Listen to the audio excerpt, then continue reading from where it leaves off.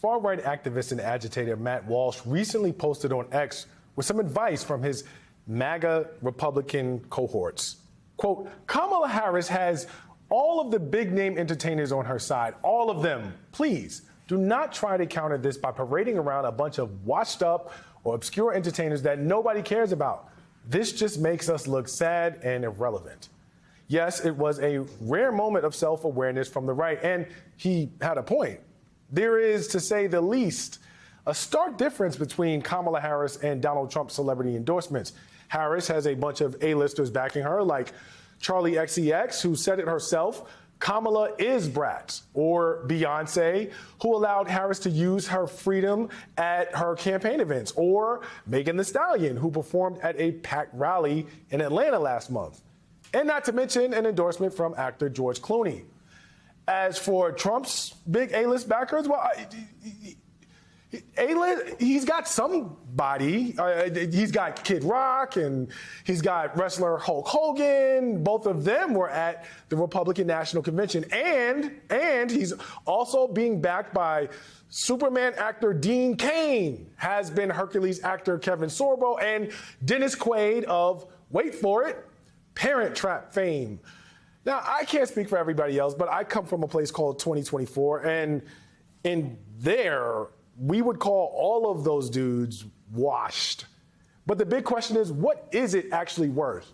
How much of a difference can these endorsements actually make in a presidential election, regardless of how popular or how relevant a person may be elsewhere?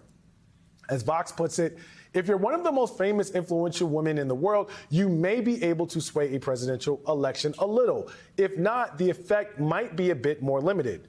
No, I'm not talking about Taylor Swift. We are going to talk about her in a minute. Calm down. I'm talking about Oprah Winfrey, who back in 2007 endorsed Barack Obama. For the very first time in my life, I feel compelled to stand up and to speak out for the man who I believe has a new vision for America. I am not here to tell you what to think. I am here to ask you to think seriously. Winfrey's is actually a rare example of an endorsement that made a big impact. A 2013 Northwestern University study found that she increased overall voter turnout and financial contributions, and she was responsible for 1 million additional votes for President Obama.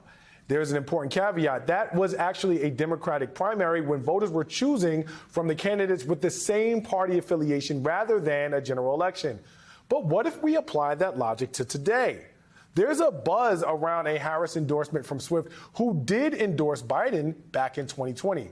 That speculation increased after her recent Instagram photo featuring a silhouette of a figure in a pantsuit, which some seem to believe was a wink and a nod at Harris.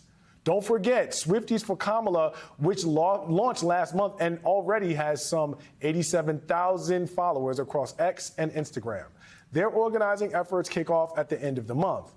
Now we have to wonder what influence a Swift endorsement could have in this moment. Back in 2018, Vote.org said her post endorsing a Tennessee Democratic State Senate candidate got 65,000 people registered to vote. Now, since then, Swift's fame has only grown. But what if all of the A-list star power isn't a foolproof plan?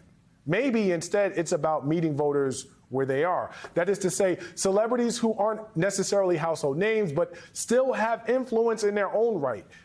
Think about another kind of star, the dude bro influencers, for example, on YouTube and TikTok, like Bryce Hall, FaZe Banks, and the Paul brothers. Each of them has millions of subscribers. Back in June, Trump made an appearance on Logan Paul's podcast.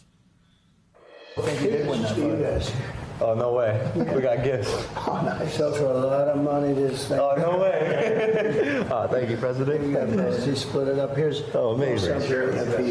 This is Is this your mugshot? Yeah, can you believe it? You're a gangster. This is what we're reduced to. It's giving white boy summer. That video has more than 6 million views. Now, on the left, there's also been momentum for Harris among progressive content creators and even a push to get her on Hot Ones. That's a wildly popular internet show where guests are interviewed while they eat progressively spicier chicken wings. So what's worth more, an A-list endorsement or an appearance with a popular influencer? Or is it just all shameless pandering?